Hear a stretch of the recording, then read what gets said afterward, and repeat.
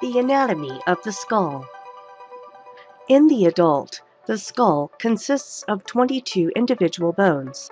The facial bones include 14 bones, with 6 paired bones and 2 unpaired bones.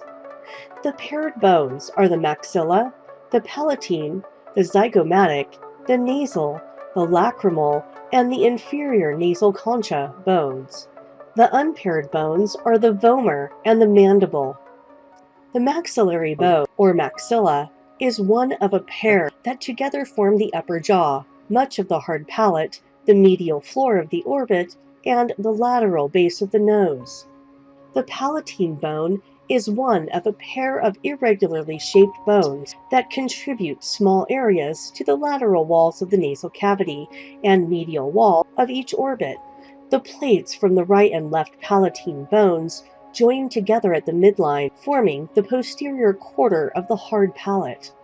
The zygomatic bone is also known as the cheekbone. Each of the paired zygomatic bones forms much of the lateral wall of the orbit and the lateral inferior margins of the anterior orbit opening. The short temporal process of the zygomatic bone projects posteriorly, where it forms the anterior portion of the zygomatic arch. The nasal bone is one of 2 small bones that articulate with one another to form the bony bridge of the nose. Located at the medial eye orbit, the lacrimal bone is a small rectangular bone that forms the anterior medial wall of the orbit. The right and left inferior nasal concha form a curved bony plate that projects into the nasal cavity space from the lower lateral wall, and can easily be seen when looking into the anterior opening of the nasal cavity. The vomer bone is unpaired and is often referred to more simply as the vomer.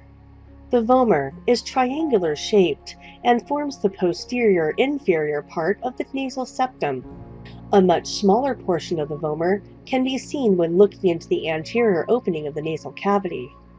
The mandible forms the lower jaw, and it is the only movable bone of the skull. At the time of birth, the mandible consists of paired right and left bones, but these fuse together during the first year to form a single U-shaped mandible. The posterior projection is the condylar process of the mandible, or mandibular condyle.